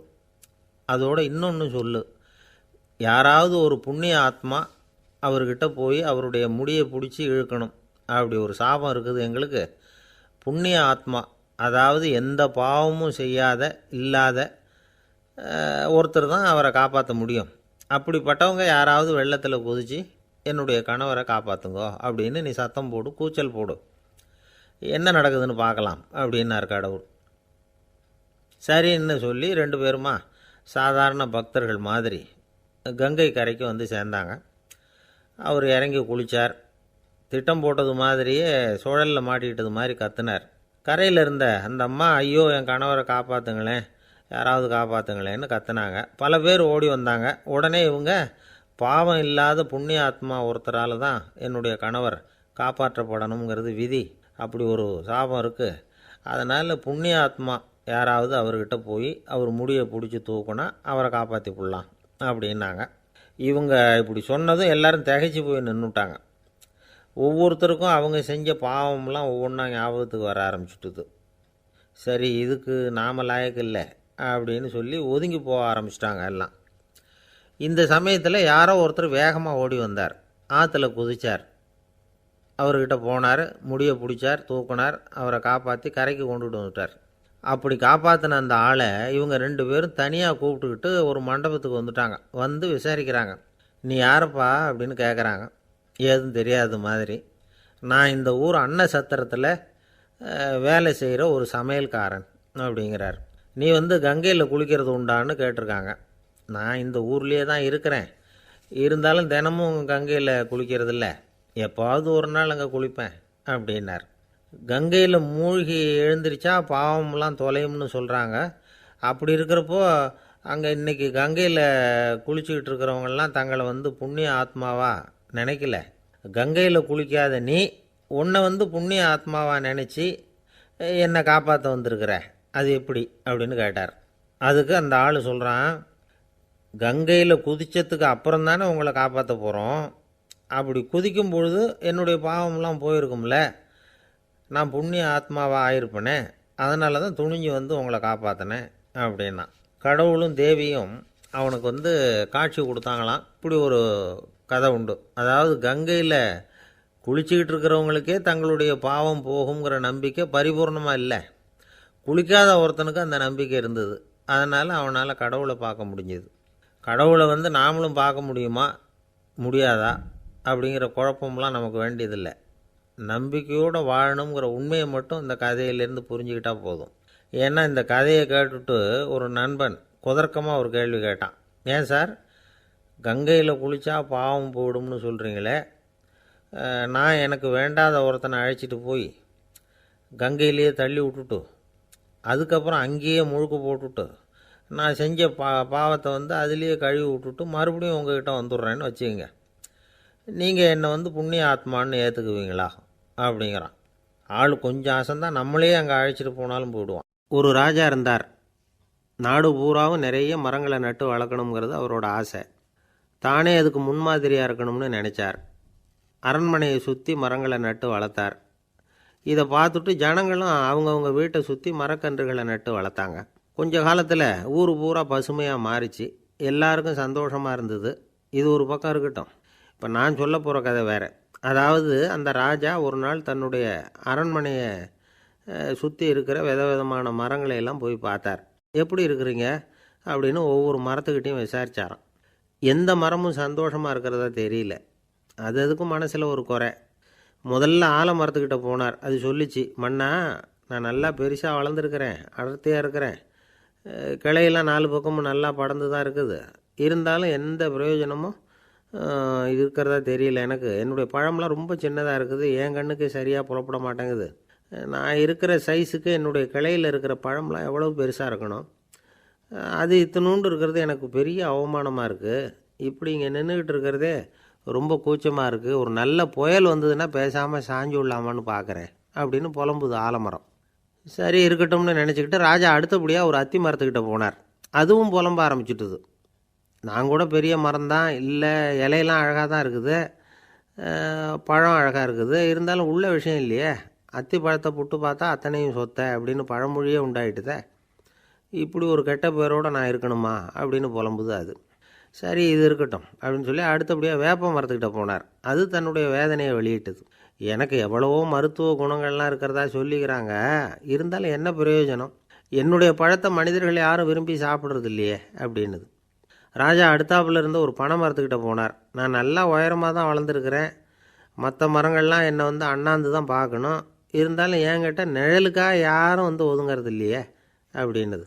என்ன இது எல்லா மரமும் இப்படி திருப்தி இல்லாமல் இருந்துக்கிட்டு இருக்குதே அப்படின்னு நினச்சிக்கிட்டே ராஜா அடுத்தபடியாக அங்கே இருந்த ஒரு பைன் மரத்துக்கிட்ட போனார். அழகாக உயரமாக பசுமையாக தான் இருந்தது, ஆனால் பழமோ பூவோ கிடையாது. அதை நினச்சி அது வருத்தப்பட்டுக்கிட்டு இருக்குது.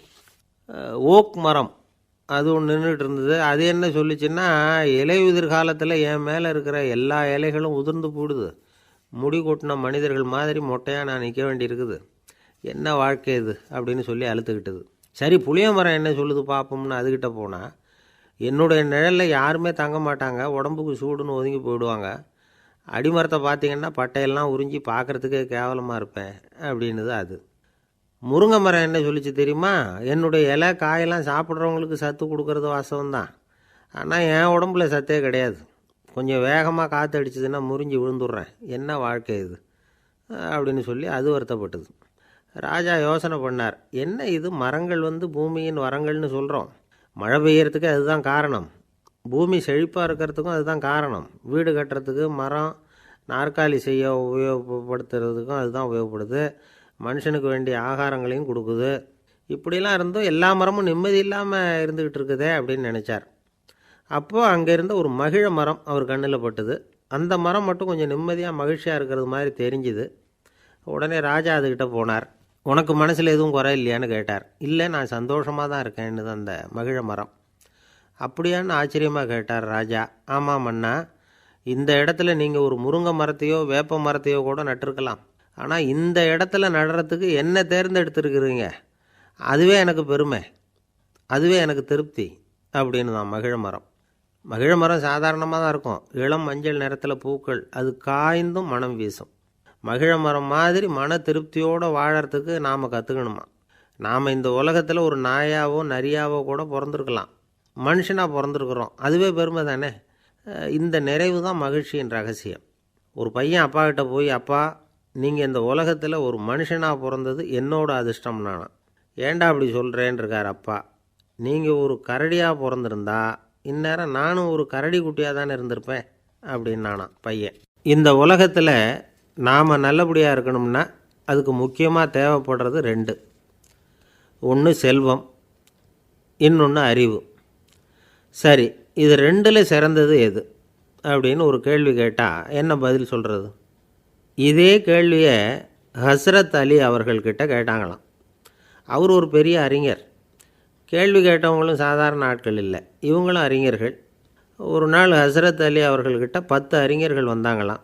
ஐயா நாங்கள் 10 பேரும் உங்ககிட்ட ஒரே கேள்வியை தான் கேட்க வந்திருக்கிறோம், ஆனால் எங்கள் 10 பேருக்கும் நீங்கள் தனித்தனியாக பதில் சொல்ல முடியுமா அப்படின்னு கேட்டிருக்காங்க. அதாவது அவங்க ஒரே கேள்விக்கு இவர்கிட்ட இருந்து 10 விதமான பதில் எதிர்பார்க்குறாங்க. சரி கேளுங்க என்ன கேள்வி அப்படின்னார் அவர்.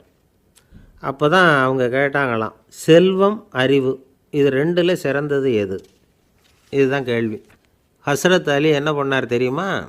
அவங்கள ஒவ்வொருத்தராக கூப்பிட்டார், ஒவ்வொரு விதமான பதிலை சொல்லி அனுப்புனார். முதல்ல ஒருத்தரை கூப்பிட்டார், சொன்னார், அறிவுங்கிறது தீர்க்கதரிசிகள், ஞானிகள், மகான்கள் இவங்களோட பரம்பரை சொத்து. ஆனால் செல்வங்கிறது கொடுங்கோலரின் ஆயுதம். அதனால் அறிவு தான் சிறந்தது அப்படின்னார். ரெண்டாவது ஆளை கூப்பிட்டார், உங்ககிட்ட செல்வம் இருந்தால் நீங்கள் தான் அதை காப்பாற்றணும், ஆனால் அறிவு உங்களை எப்பவும் காப்பாற்றும், ஆகவே அறிவு தான் சிறந்தது அப்படின்னார். மூணாவது ஆளை கூப்பிட்டார், செல்வந்தனுக்கு எப்போதும் விரோதிகள் அதிகம், ஆனால் அறிஞனுக்கு நண்பர்கள் அதிகம், அதனால் அறிவு தான் சிறந்ததுன்னார். அடுத்தவரை கூப்பிட்டார், செல்வம் அடுத்தவங்களுக்கு கொடுக்க கொடுக்க குறையும், ஆனால் கல்விங்கிறது அதிகரிச்சுக்கிட்டே வரும், கொடுக்கறதுனால குறையாது, அதனால் அறிவு தான் சிறந்ததுன்னார். இன்னொருத்தரை கூப்பிட்டார், அறிவுள்ளவன் எப்பவும் அதை அடுத்தவங்களுக்கு வாரி வழங்கிக்கிட்டே இருப்பான், அதனால் அவங்ககிட்ட தாராளத்தன்மை இருக்கும், ஆனால் செல்வந்தன்கிட்ட கஞ்சத்தனம் தான் இருக்கும், அதனால் அறிவு தான் சிறந்ததுன்னார். ஆறாவது நபரை கூப்பிட்டார், செல்வத்தை கள்வர்கள் திருடிட்டு போக முடியும், ஆனால் அறிவை அப்படி திருடிட்டு போக முடியாது அப்படின்னார். ஏழாவது நபரை கூப்பிட்டார், செல்வம் கால ஓட்டத்தில் அழிஞ்சிரும், ஆனால் அறிவை கால ஓட்டம் ஒன்றும் பண்ண முடியாது, ஆகவே அறிவே சிறந்ததுன்னார். எட்டாவது ஆளை கூப்பிட்டு சொன்னார், செல்வத்துக்கு எப்பவும் எல்லை உண்டு, நிறை உண்டு, அளவு உண்டு, கணக்கு உண்டு, ஆனால் அறிவுக்கு அப்படிப்பட்ட எல்லை எதுவும் கிடையாது, அதனால் அதுதான் சிறந்ததுன்னார். அடுத்தவனை கூப்பிட்டார், செல்வம் உள்ளத்தில் உள்ள ஒளியை போக்கிவிடும், இருட்டை உண்டாக்கிவிடும், விரிந்த மனப்பான்மையை குறுகலாக்கிவிடும், ஆனால் அறிவு அப்படி இல்லை, இருண்ட உள்ளத்தில் ஒளியை பாய்ச்சி அதை விசாலப்படுத்துது, அதுதான் சிறந்ததுன்னார். கடைசியாக 10வது நபரை கூப்பிட்டார், செல்வம் மனசில் செருக்கை உண்டாக்குது, ஆணவத்தை ஏற்படுத்துது, அதனால் நானே கடவுள்னு நினைக்கிற அளவுக்கு மனுஷனை தாழ்த்தி விடுது, ஆனால் அறிவு பணிவையும் பண்பாட்டையும் வளர்க்குது, அதனால் அறிவு தான் சிறந்ததுன்னார்.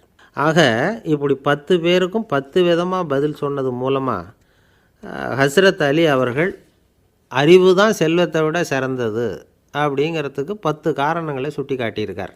அந்த அறிஞர் 10 பேர் கேட்ட ஒரே கேள்விக்கு 10 பதில் சொன்னார். நமக்கு வேண்டிய ஒருத்தர் 10 பேர் கேட்ட கேள்விக்கு ஒரே பதில் சொல்லி சமாளித்தார். கேள்வி என்ன தெரியுமா? என்கிட்ட வாங்கின கடனை எப்போயா திருப்பி கொடுக்க போகிற? இதுதான் அந்த 10 பேரும் கேட்ட ஒரே கேள்வி. இந்த மாதம் 26ஆம் தேதி தந்துடுறேன் அப்படிங்கிற ஒரே பதில் சொல்லி அவ்வளவு பேரையும் இவர் அனுப்பி வச்சுட்டாராம். எல்லாரும் போனதுக்கப்புறம் இவரை தனியாக கூப்பிட்டு கேட்டிருக்கிறாங்க, அது என்ன சார் கணக்கு, 26ஆம் தேதி அன்னைக்கு என்ன அதிசயம் நடக்க போகுது அப்படின்னு கேட்டிருக்காங்க. அதிசயம் அன்னைக்கு இல்லை, அதுக்கு நாளே நடக்க போகுதுன்னாராம். விவரமாக சொல்லுங்கன்னு இருக்காங்க. வேறு ஒன்றும் இல்லைங்க, 26ஆம் தேதி தானே எல்லாரையும் வர சொல்லியிருக்கிறேன், அதுக்கு நாளே நான் புறப்பட்டு தலைமறைவாயிட போகிறேன் அப்படின்னாராம் ரொம்ப பெருமையாக. துருக்மேனியாவில் அஷ்காபாத் அப்படின்னு ஒரு நகரத்தில் ஒரு புவியியல் விஞ்ஞானி இருந்தார். அவர் ஒரு நாய்க்குட்டி வளர்த்தார். ஒரு நாள் முன்னிரவு நேரம் ஒரு மேஜைக்கு முன்னாடி உட்காந்து அந்த விஞ்ஞானி ஏதோ கணக்கு போட்டுக்கிட்டு இருக்கிறார். அவருக்கு ஒரு சின்ன பெண் குழந்தை, அது தொட்டிலில் தூங்கிட்டு இருக்குது. அந்த நாய்க்குட்டியும் ஒரு மூலையில் படுத்து அது பாட்டுக்கு தூங்கிட்டு இருந்தது. ஒரே அமைதி. அந்த நேரத்தில் திடீர்னு அந்த நாய்க்குட்டி துள்ளி எழுந்திரிச்சிது, நேராக குழந்தைகிட்ட ஓடிச்சு. அந்த குழந்தைய அது போட்டிருந்த ட்ரெஸ்ஸோடு சேர்த்து கவ்வி தூக்குச்சு. தூக்கிக்கிட்டு வாசல் பக்கம் ஓடிச்சு. நாய்க்குட்டி குழந்தைய கவ்வி தூக்க முடியுமாங்கிற சந்தேகம் உங்களுக்கு இல்லையா? நீங்கள் நம்மூர் நாய்க்குட்டியவே பார்த்து பழக்கப்பட்டிருக்கீங்க, அதனால் நம்புறதுக்கு சிரமமாக இருக்கும். அந்த ஊர்லெலாம் அது ரொம்ப ஸ்ட்ராங்காக இருக்கும், ஒரு ஏதோ கண்ணுக்குட்டி மாதிரி இருக்கும். விஞ்ஞானி அதை பார்த்துட்டார். உடனே அந்த நாய்க்கு வெறி பிடிச்சிட்டுதுன்னு முடிவு பண்ணிவிட்டு தன்னோட கை துப்பாக்கி எடுத்துக்கிட்டு ஓடி வந்தார். அவர் வெளியில் நாய்க்குட்டி எங்கே அப்படின்னு பார்த்து தேடுறார். அந்த நேரத்தில் அந்த வீடு இடிஞ்சு விழுது. காரணம் பூமி அதிர்ச்சி. இப்படி பூமி அதிர்ச்சி உண்டாக போகுதுங்கிறது அந்த நாய்க்குட்டிக்கு முன்னாடியே தெரிஞ்சு போச்சு. அதுதான் குழந்தைய தூக்கிட்டு வெளியில் ஓடி வந்திருக்குது. அது மூலமாக அந்த குடும்பத்தையே காப்பாற்றிருக்குது அந்த நாய்க்குட்டி. இந்த சம்பவம் நடக்கிறதுக்கு 3 நாளைக்கு முன்னாடியே சில பிராணிகளுக்கு இப்படி நடக்க போகுதுங்கிறது தெரிஞ்சிருக்குதான். ஆமாம், அந்த நகரத்தில் 3 நாளைக்கு முன்னாடியே பாம்பு, பல்லி இதெல்லாம் அது தங்கியிருந்த வலையை விட்டு வெளியில் ஓடி வந்துட்டுது. அதே மாதிரி அங்கே இருந்த புறாவெல்லாம் பறந்து போயிடுச்சான். இதே மாதிரி யுகோஸ்லோவியாவில் கூட ஒரு நகரம், அங்கே ஒரு நாள் ராத்திரி ஒரு மிருக காட்சி சாலையில் திடீர்னு ஒரு பெரிய கலவரம், கூச்சல், குழப்பம். அங்கே இருந்த கழுதை, புலி, யானை, பறவை எல்லாம் கண்ணாபின்னான்னு கத்த ஆரம்பிச்சுட்டுது. நீர் யானை அதுக்குன்னு போடப்பட்டிருந்த தடுப்பையே தாண்டி குதித்து வெளியில் வந்துட்டு தான். மறுநாள் தான் எல்லாருக்கும் விஷயம் புரிஞ்சுது. அடுத்த நாள் காலையில் அங்கே பூமி அதிர்ச்சி உண்டாயிட்டுது. இப்போ பாருங்கள், அதாவது மனுஷனை போய் தீர்க்கதரிசி அது இதுன்னு சொல்லிகிட்டு இருக்கிறோம். இவனை விட அது பரவாயில்லைன்னு தோணுது. அதாவது மிருகங்கள் ஒன்று நடக்க போகுதுங்கிறத முன்னாடியே புரிஞ்சுக்குதே. சரி, இதெல்லாம் எப்படி அது முன்கூட்டி புரிஞ்சுக்குது? அதுதான் படைப்பு ரகசியம். அதை கண்டுபிடிக்கிறதுக்கு தான் மனுஷன் வந்து ஆராய்ச்சி பண்ணிகிட்டு இருக்கிறான். விஞ்ஞானிகளோட ஆராய்ச்சியெல்லாம் ஒரு பக்கம் இருக்கட்டும், வீட்டுக்குள்ளேயே சில ஆராய்ச்சி பண்ணி பாருங்களேன். இப்போ சில யோசனை சொல்லி அதை சோதனை பண்ணி பாருங்க அப்படின்னு ஒருத்தர் சொன்னாராம். அதாவது இப்போ மழை வருமா வராதா அப்படின்னு தெரிஞ்சுக்கணுமா, உடனே ஒரு பூனைக்குட்டி பின்னாடியே மெதுவாக போய் அது என்ன செய்யுதுன்னு கவனித்து பார்க்கணும். பூனைக்குட்டி தன்னோட பாதத்தினால சுகத்தில் வந்து அப்படி கீறிக்கிட்டு இருக்கும். அப்படி கீறினா கண்டிப்பாக மழை வரும். சில சமயம் பூனைக்குட்டி அப்படியே மல்லாந்து படுத்துக்கிட்டு பாதத்தை உயர தூக்கும், அப்படியும் இப்படியும் புரளும். இப்படி செஞ்சதுன்னா அன்னைக்கும் மழை இருக்காது. அதனால் முன்னாடி இருந்தது மழை வர்றதுக்கு அறிகுறி, இது மழை இல்லைங்கிறதுக்கு அறிகுறி. பறவைகள் பிராணிகள் இதுகளோட நடவடிக்கைகளை பார்த்துட்டு அதையெல்லாம் அடிப்படையாக வச்சு தான் காலநிலையை கண்டுபிடிக்கிற கருவிகளை கண்டுபிடிச்சிருக்கிறாங்க.